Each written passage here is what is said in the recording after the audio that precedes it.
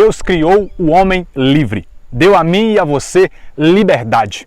Podemos tomar decisões, podemos escolher. Mas desde o princípio, o que Deus sempre quis foi que nós usássemos esse livre-arbítrio para o bem, para o buscar, para o obedecer. Logo em Gênesis, no capítulo de número 2, de modo especial, a partir do verso 15, Deus, depois de criar o homem, o coloca dentro do jardim de Éden e ele diz assim no verso 16 de Gênesis 2: podes comer do fruto de todas as árvores do jardim. O homem tinha liberdade de desfrutar de todos os frutos de todas as árvores. Aí ele dá o preceito: porém, não comerás do fruto da árvore da ciência do bem e do mal. Mas aqui, até mesmo nessa ordem, nós vemos a liberdade de Deus dada ao homem, porque Deus não cercou a árvore e quando a mulher foi lá comer do fruto da árvore do conhecimento, Deus não a impediu, Deus não se colocou na frente barrando. Deus deu liberdade ao homem. Em Deuteronômio capítulo de número 28, a palavra de Deus nos deixa claro que Deus nos deu a liberdade de o obedecer ou não obedecer. Mas claro, sabendo que a obediência traz bênçãos e a desobediência, por sua vez, terá como resultado maldição. Deuteronômio capítulo de número 30, por exemplo, verso 19, está escrito o seguinte: ponho diante de ti a vida e a morte, a bênção e a maldição. Mas ele sempre sinaliza por onde nós deveríamos ir. Ele diz: escolhe, pois, a vida, para que vivas com a tua posteridade. Mas voltando ao livro do Gênesis, agora no capítulo de número 3, nós vemos que aparece a serpente personificando o diabo, o mal, e essa serpente induz o homem a ir para um outro lado. Ela distorce a liberdade. E a serpente já começa dizendo assim, Gênesis 3:1, é verdade que Deus os proibiu de comer do fruto de toda árvore do jardim? E depois que a mulher responde, ela volta dizendo: oh não morrereis se comerdes do fruto da árvore do conhecimento do bem e do mal. Vós não morrereis, mas Deus bem sabe que no dia em que dele comerdes, vossos olhos se abrirão e sereis como deuses conhecedores do bem e do mal. A serpente aqui estava dizendo que nada, vocês podem comer daquele fruto também, não tem problema, vocês podem fazer o que vocês quiserem, não tem nada a ver.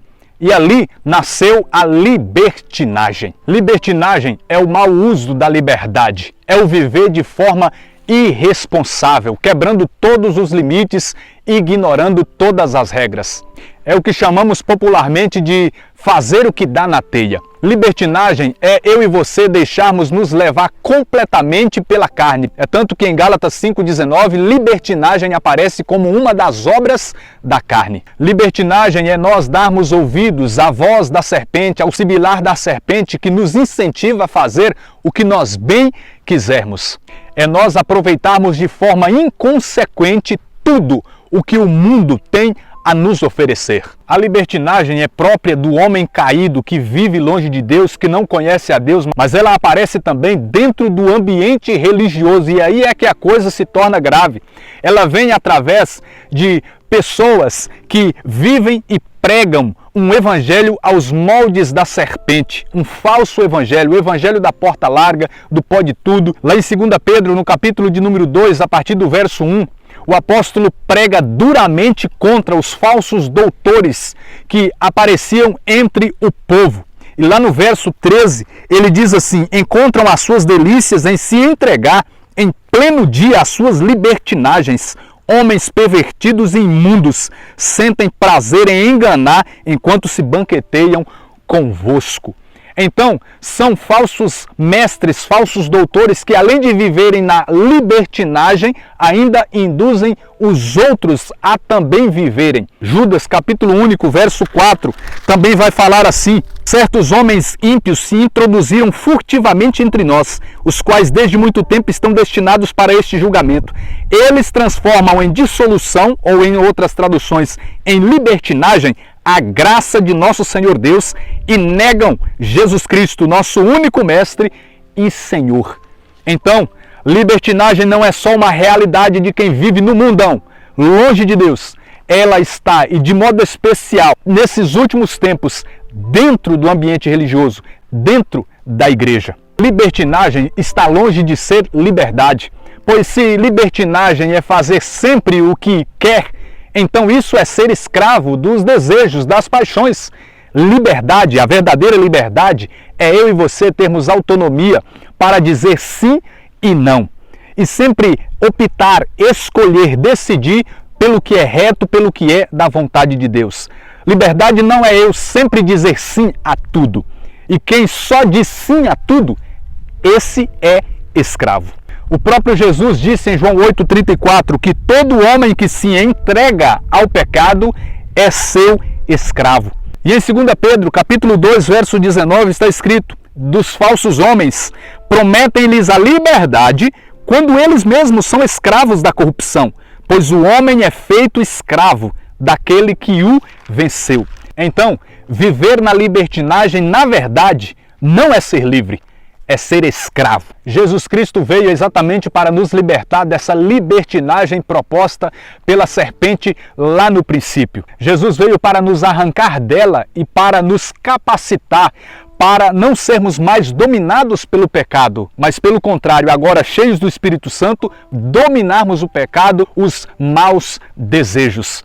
Lá em João 8,32 está escrito: conhecereis a verdade, e a verdade vos libertará. Romanos capítulo 6, no verso 12, está escrito: não reine, pois o pecado em vosso corpo mortal, de modo que obedeçais os seus apetites. E lá embaixo, no verso 14, está escrito: o pecado já não vos dominará. Nós fomos libertos do pecado e não libertos para o pecado. Eu termino com o chamado que Deus nos faz para renunciarmos à falsa liberdade e acolhermos a verdadeira liberdade. Lá em Gálatas capítulo 5, verso 13, diz assim: vós, irmãos, fostes chamados à liberdade. Não abuseis, porém, da liberdade como pretexto para prazeres carnais. Cito aqui também 1 Pedro 2,16, que diz assim: comportai-vos como homens livres, e não à maneira dos que tomam a liberdade como véu para encobrir a malícia, mas vivendo como servos de Deus. 1 Coríntios 6,12, tudo me é permitido, mas nem tudo me convém. Tudo me é permitido, mas eu não me deixarei dominar por coisa alguma.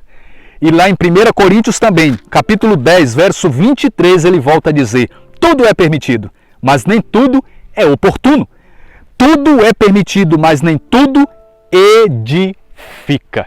Então que nós possamos renunciar à libertinagem para vivermos a verdadeira liberdade que Cristo nos dá. Que Deus abençoe a sua vida. Até o próximo episódio, em nome de Jesus.